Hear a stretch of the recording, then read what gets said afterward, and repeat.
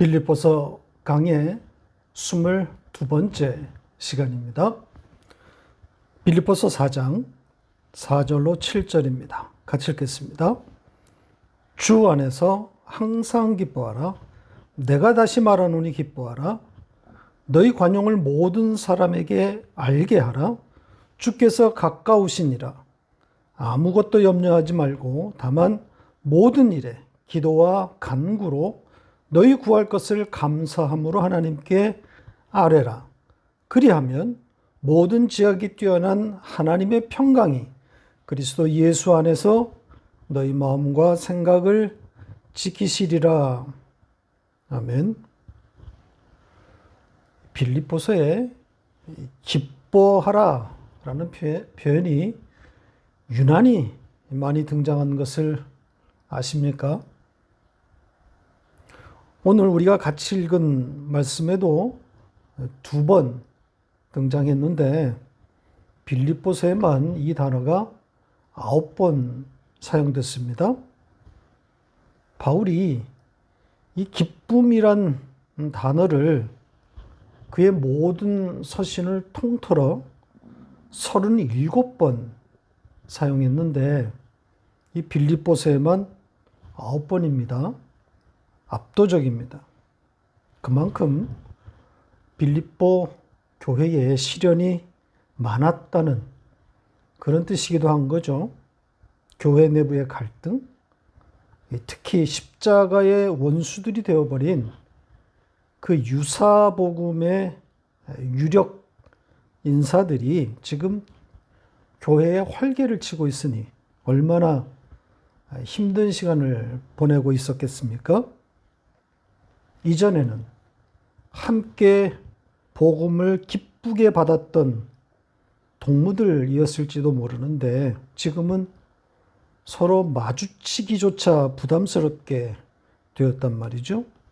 그러니 성도의 교제는 씨가 말라가고 또 거기에다가 바울 같은 지도자 이들이 매임을 당하고 또 후원금을 가지고 바울에게로 찾아간 에바브로디도는 죽을 병에 걸렸다는 이런 소식까지 전해졌으니 이 위축을 넘어서 이제는 위기감이 고조되고 있었을 겁니다.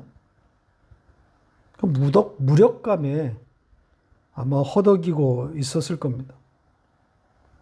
바울은 이 같은 점을 간파하고 성도의 기쁨을 설파하고 있습니다. 특히 기쁨을 이야기하면서 항상, 언제나 이런 부사를 넣었다는 점에 우리는 주의를 기울일 필요가 있습니다. 항상 기뻐하라. 항상 기뻐할 수 있습니까? 그럼에도 불구하고 항상 기뻐하라고 권하는 것에 주목할 필요가 있습니다. 항상을 빼고 그냥 기뻐하라. 이것과 항상 기뻐하라. 엄청난 차이입니다. 그냥 기뻐하라고 했다면 좋은 일이 있을 때, 일이 잘 풀리고 있을 때 그런 상황이 오면 기뻐하라는 것이겠구나. 이렇게 생각할 거란 말이죠. 그러나 항상 기뻐하라. 이렇게 말하면 성도가 항상 기뻐할 수 있는 근거 혹은 이유를 생각해 보게 되는 거란 말이죠. 비록 죄성으로 인한 그 연약함 때문에 그 기쁨을 수시로 잃어버리긴 하지만 그 자리, 그 기쁨을 잃어버린 거기가 자기가 있어야 할 자리가 아니라는 것을 생각하게 되는 거란 말입니다. 좋은 일, 내가 원하는 대로 되어질 때 기뻐하는 것은 누구나 세상도 할 수 있는 일이고, 그냥 자동적으로 되어지는 일 아니겠습니까? 성도의 기쁨은 그런 것이 아니란 말이죠. 오늘 본문이 정확하게 표현하고 있는 것처럼 주 안에서의 기쁨입니다. 주 안에 있는 기쁨. 주님으로 말미암은 기쁨이란 말이죠. 그리고 이 기쁨이란 단어 그 자체에도 그런 의미가 담겨 있다고 그러지 않았습니까? 이 기쁨으로 번역된 단어가 은혜, 카리스에서 왔다 그랬습니다. 그러니까 이 은혜에서 출발된 개념이란 말이죠. 그러니까 이 세상이 줄 수 없는 하늘의 것입니다. 그러니까 이 세상에는 존재하지 않는 하늘적 차원의 생각 혹은 마음의 상태입니다. 그러니까 매임과 같은 땅의 일들을 해석할 수 있는 능력인 거죠. 자, 이것과 관련해서 오늘날 기독교가 오해하는 지점이 있습니다. 이 매임을 해석하려고 하지 않고 그 매임에서 풀려나는 것에 집착하고 있습니다. 이렇게 되면 이 기쁨을 매임에서 풀려날 때 찾아오는 것, 이렇게 오해할 수 있습니다. 그러니까 매임에서 풀려나지 않으면 기쁨이 없게 되는 거죠. 그러니 주구장창 풀어달라는 기도만 하게 되는 겁니다. 매임의 해석을 구하지 않게 되는 거죠. 하나님을 오해하고 있는 겁니다. 기독교가 아닌 거죠. 항상 기뻐한다는 것, 언제나 기뻐할 수 있는 이 근거가 마련된 사람들이 성도입니다. 하늘의 지식, 위의 것으로 아래 것, 이 땅의 매임을 해석하는 자들이란 말이죠.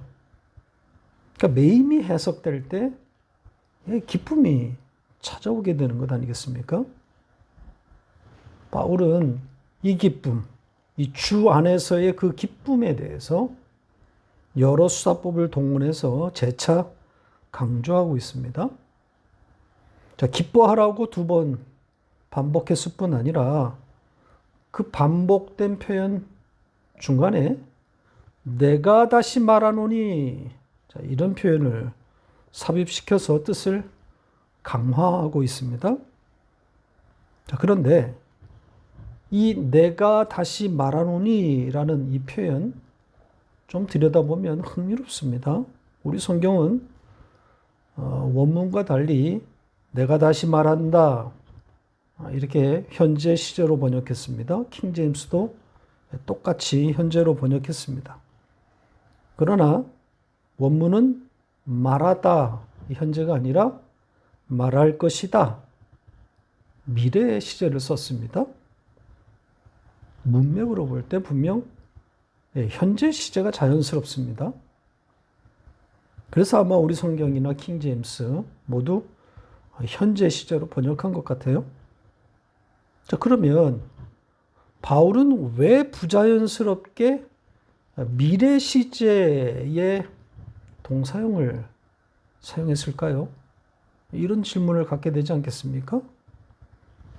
4절을 직역하면 이렇게 될 텐데 보시죠. 내가 다시 말할 것이다. 기뻐하라.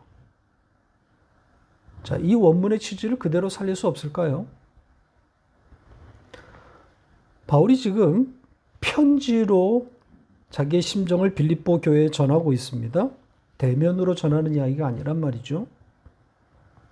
그러니까 얼굴을 맞대고 하는 대화가 아닌데다가 지금 이 편지를 써서 보내면 언제 이들에게 다시 편지를 쓰게 될지, 혹은 그의 바람대로 곧 그들을 만나게 될지도 사실은 알 수 없는 상황이란 말이죠. 이런 상황을 고려하면 미래의 생각을 담아 편지에 기록한 것이 전혀 이상하지 않습니다. 언제 너희들을 만나게 될지 모르지만 그 미래에 언제에 다시 만나게 되더라도 나는 기뻐하라, 이렇게 말할 것이다. 이런 취지인 겁니다. 그만큼 강조에 강조를 더했다고 할 수 있습니다. 한 번 더 말한다가 아니라 계속 말할 것이다. 죽을 때까지 말할 것이다. 이런 취지인 거죠.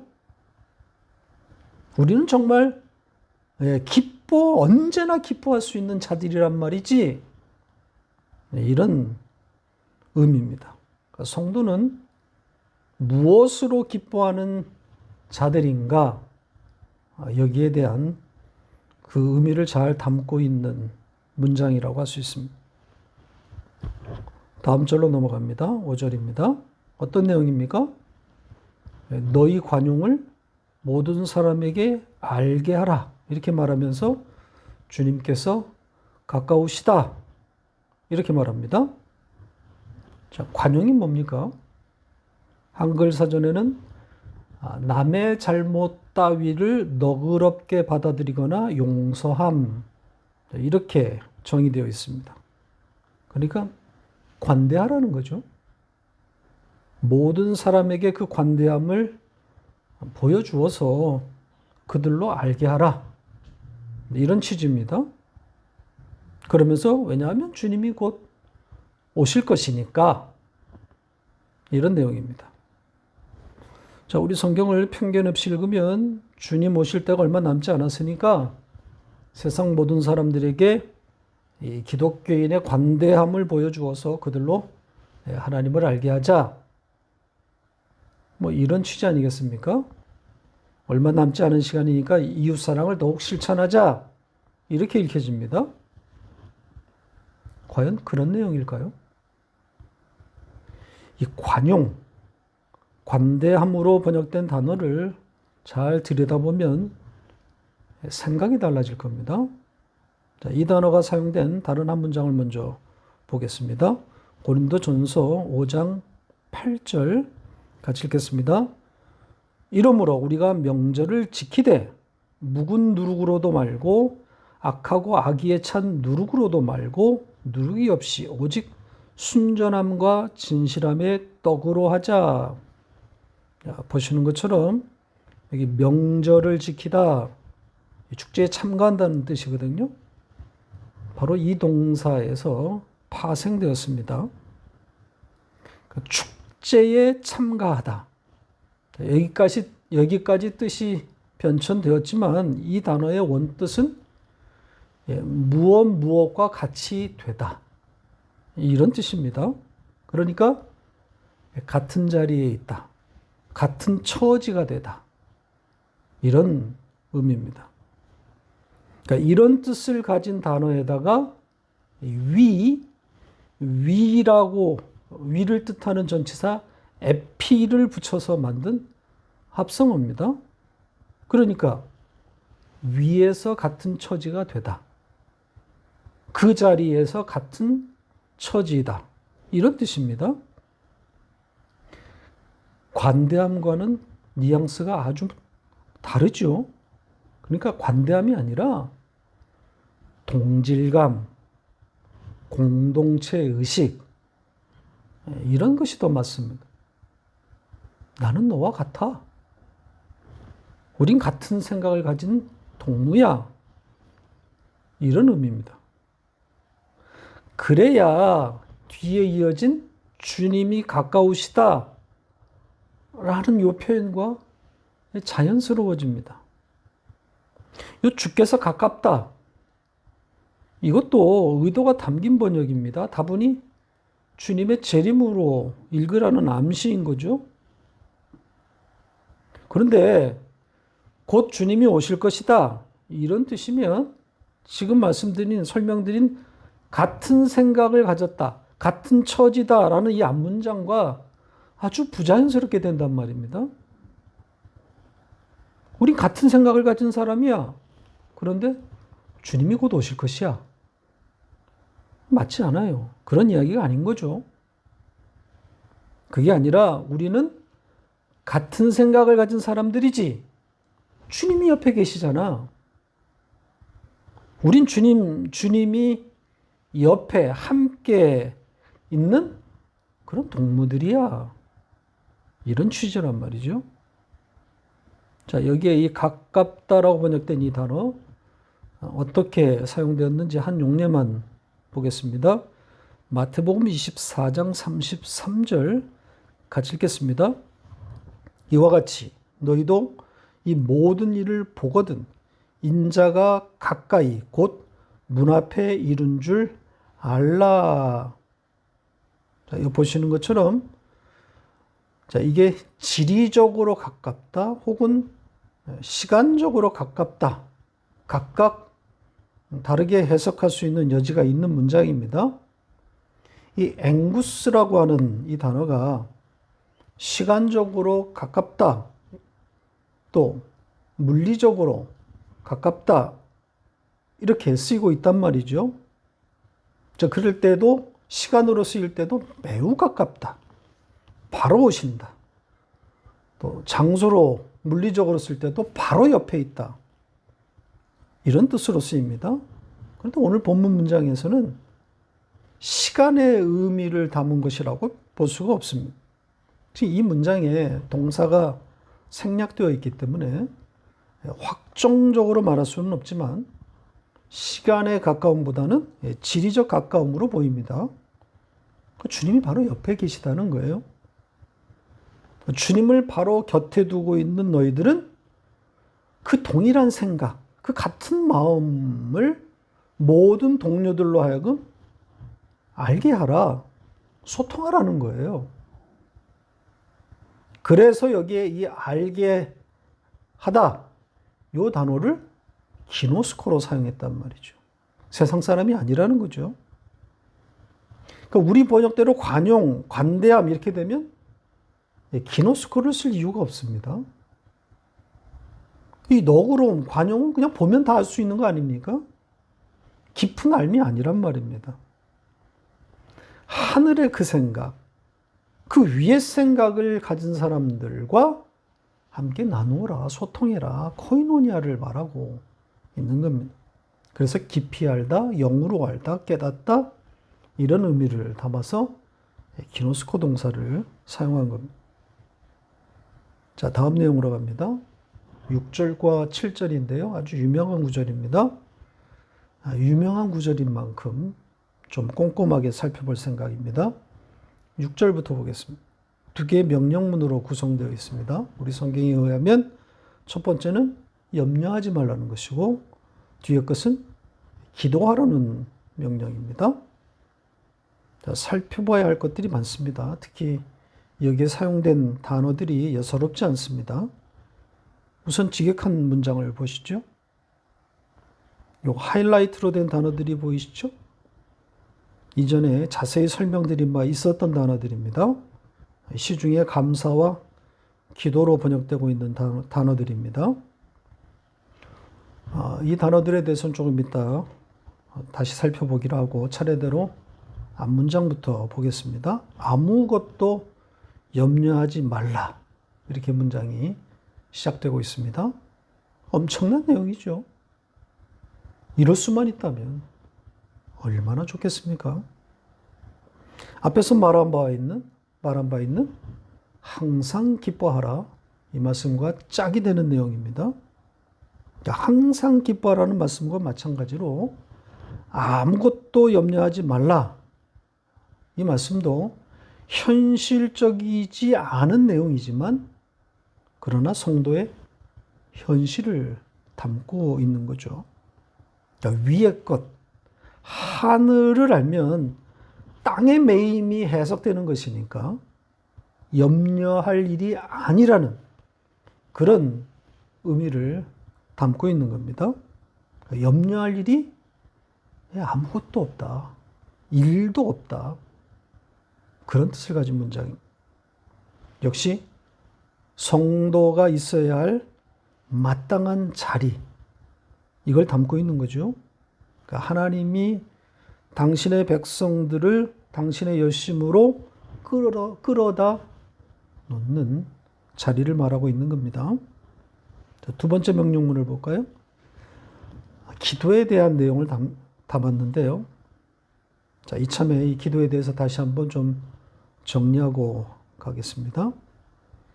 이 문장에 기도를 뜻하는 단어가 3개가 등장했습니다. 우리 성경은 기도, 간구, 그리고 너희의 구할 것, 구할 것 이렇게 번역했습니다.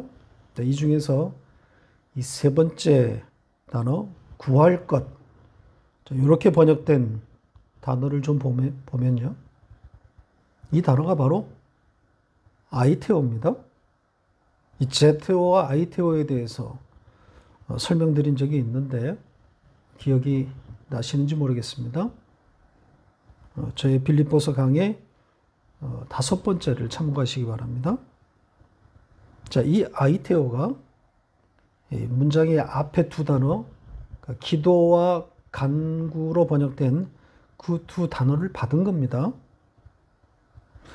저는 이 아이테오를 청구 혹은 채권 이렇게 번역했습니다.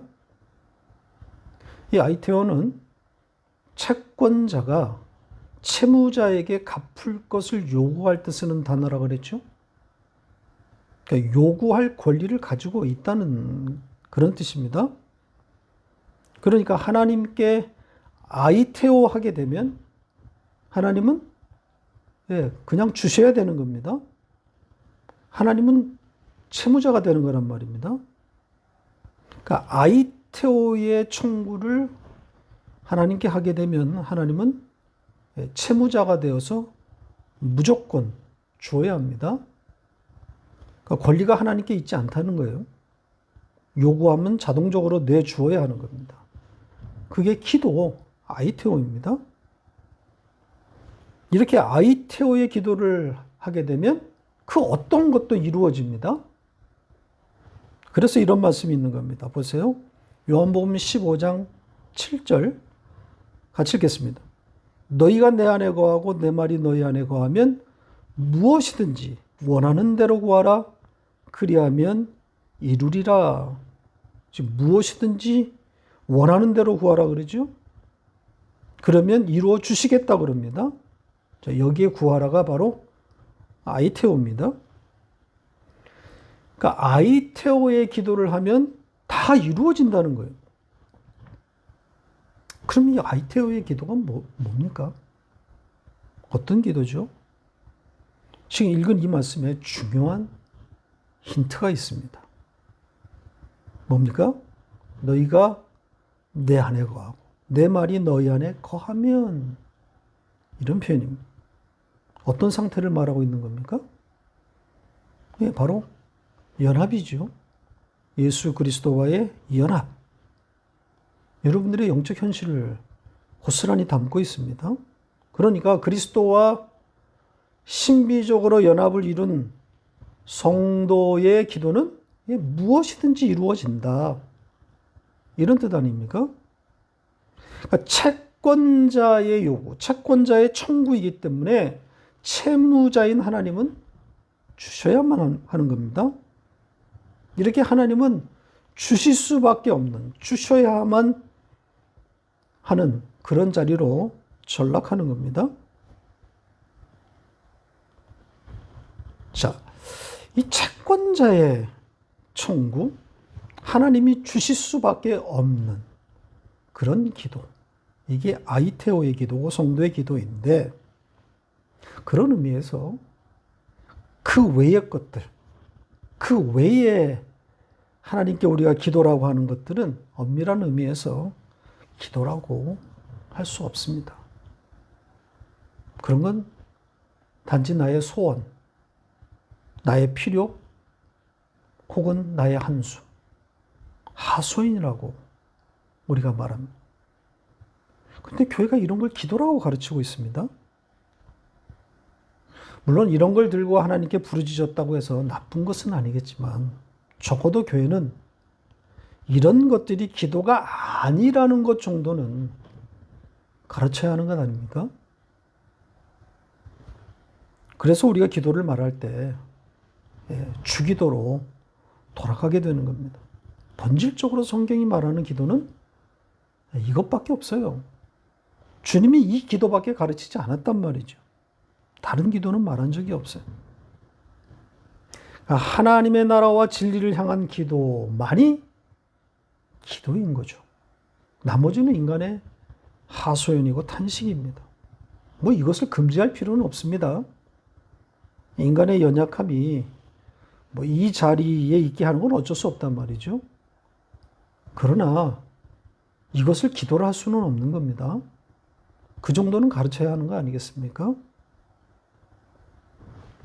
그래서 이 아이테오의 기도와 맞물려 있는 단어가 감사로 번역된 유카리스티아입니다.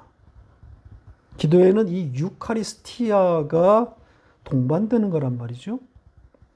감사로 지금 단순 번역됐지만 이 단어가 담고 있는 뜻은 완성된 은혜입니다. 보세요. 은혜, 카리스에서 온 단어입니다. 완성된 은혜라는 뜻입니다. 그러니까 완성된 은혜와 함께 성도의 기도, 아이테오가 있다는 거죠.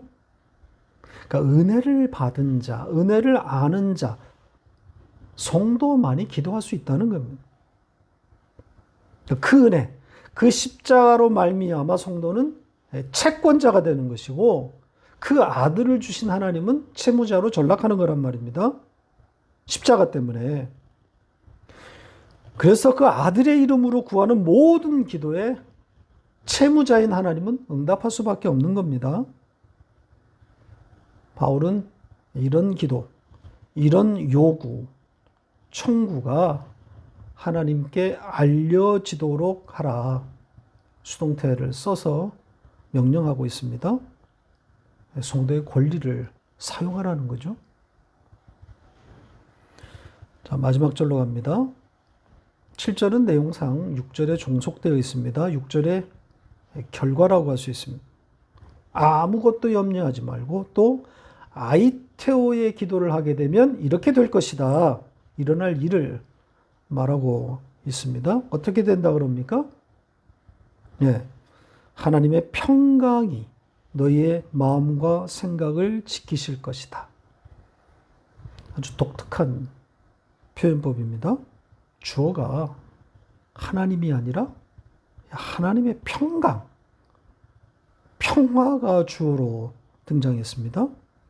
하나님의 평화가 너희의 마음과 생각을 지킬 것이다.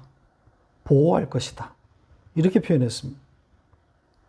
그러니까 문법상 하나님이 주어가 되어야 맞는 것인데 내용으로 볼 때 그 대신 주어를 평화, 이 에이레를 사용했단 말이죠.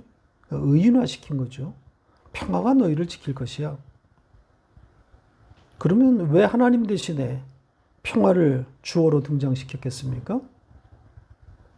평화를 강조하고 있는 거죠.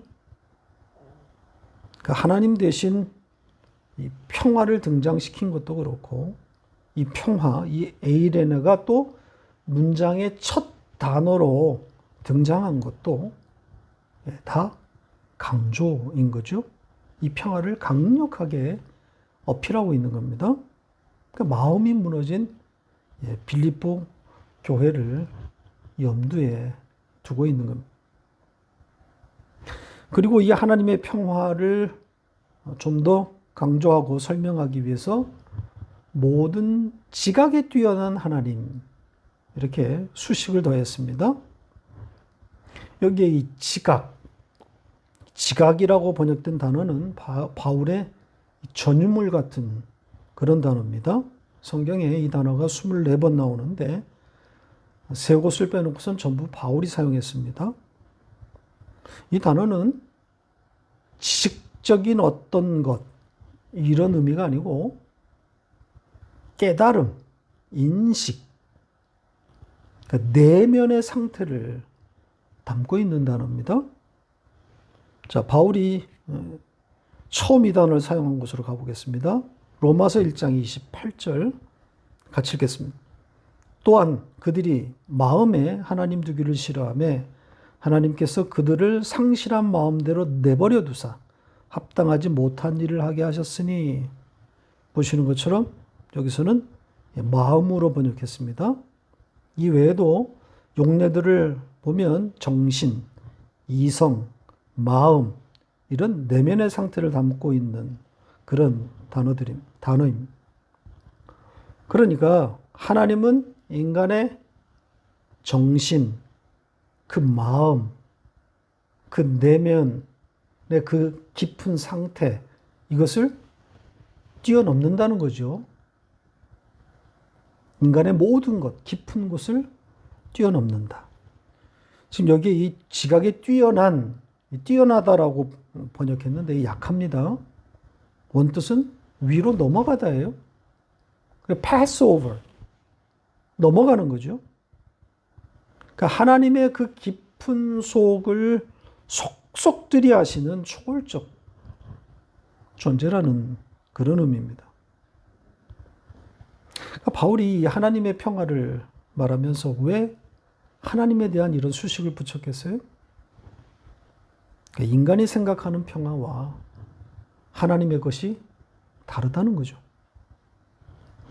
인간은 한없이 연약한 존재라 자기 마음 자기도 모르는 거죠. 사실. 그러니까 초월하시는 하나님의 그 평화를 보라는 취지입니다. 자, 이사야서 55장 8절 같이 읽겠습니다. 이는 내 생각이 너희와 생각과 다르며 내 길은 너희의 길과 다름이니라. 여호와의 말씀이니라. 자, 마지막으로 이 마음과 생각, 이 7절에 이렇게 번역된 단어들을 간단하게 보고 마치겠습니다. 지금 마음으로 번역된 단어는 심장입니다. 당시 헬라 사람들은 이 심장이 인체의 중심이라고 생각했습니다. 그래서 이 심장이라는 단어가 마음으로 의미가 변천하게 되는 거죠. 사실 심장은 의학적으로 볼 때 이 수축과 이완을 통해서 피를 순환하게 하는 그런 기능을 가진 장기입니다. 그러니까 마음과는 좀 거리가 멀죠. 아직도 인간의 마음이 인체의 어디에 지금 있는지, 위치하고 있는지 찾아내지 못하고 있습니다. 그러니까 심장이라고 했다가 또 한동안 뇌라고 했다가 또 요즘은 다시 뇌를 뒤져보니까 호르몬의 활동을 통제하는 뇌하 수치일 것이다. 이렇게 말합니다. 그럴듯하긴 한데 이것도 정답이라고 자신 있게 말하지 못하고 있습니다. 결국 모른다는 거죠. 인간의 장기를 다 뒤져봐도 아무리 연구를 해봐도 마음이 찾아지지 않고 있는 겁니다. 분명히 인간 안에 존재하는데 찾아낼 수 없는 것. 이게 마음인 거죠. 그리고 지금 이 생각이라고 번역된 단어는 그 마음에서부터 나오는 어떤 결정 혹은 행동, 그러니까 외부로 나오는 어떤 것들을 뜻하는 단어입니다. 그러니까 말 또는 행위, 어떤 동작 이런 뜻인 거죠. 따라서 이 두 단어는 인간의 내적인 상태와 외적인 상태 모두를 담고 있는 표현입니다. 그러니까 하나님의 그 평화, 하나님의 그 에이레네가 우리의 안과 우리의 밖 모두를 지켜주시겠다. 보호하겠다. 이런 말씀입니다. 완벽한 보호를 담고 있는 말씀입니다. 말씀을 맺겠습니다. 인간의 이 변화무쌍한 마음, 그리고 그 괴팍한 마음으로부터 나오는 감정이나 말. 인간이 얼마나 나약한 존재인지 조금만 방심하면 그 단단하게 보였던 마음도 그냥 속절없이 무너지는 것을 보게 됩니다. 제가 오랫동안 갑상선 항진증이라고 하는 이런 병을 달고 살았는데 얼마 전부터는 역전이 돼서 갑상선 저하증으로 바뀌었습니다. 그래서 호르몬을 조절하는 약을 먹고 있는데 또 그것조차도 조금만 양이 늘거나 줄게 되면 금방 지장이 옵니다. 생활에 어려움을 겪게 돼요. 육체의 피로도, 또 기분, 감정 따위가 흔들리곤 합니다. 이 정기적인 피 검사를 통해서 이 투입해야 할 적정의 그 호르몬의 양을 결정하게 되는데, 검사 때마다 일정한 수치가 나오질 않아요. 올라갔다 내려갔다 난리가 아닙니다. 자, 이렇게 일정하지 않다는 것이 무엇을 뜻하는 거겠어요? 내 마음을 내가 조절하지 못하고 있다는 증거 아니겠습니까? 참으로 통제되지 않는 나의 마음입니다.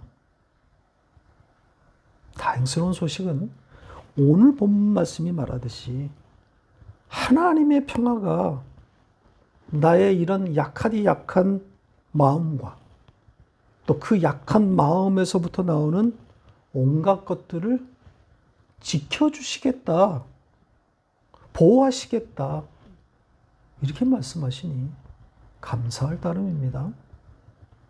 항상 기뻐할 수 있고 아무것도 염려하지 않을 수 있는 근거를 알게 하신 그 하나님께 감사할 따름인 거죠. 나도 나를 잘 알 수 없는데 나를 속속들이 알고 계시는 하나님이 내 곁에 계시면서 나를 보호하신다는 것이 참으로 다행스러운 일입니다.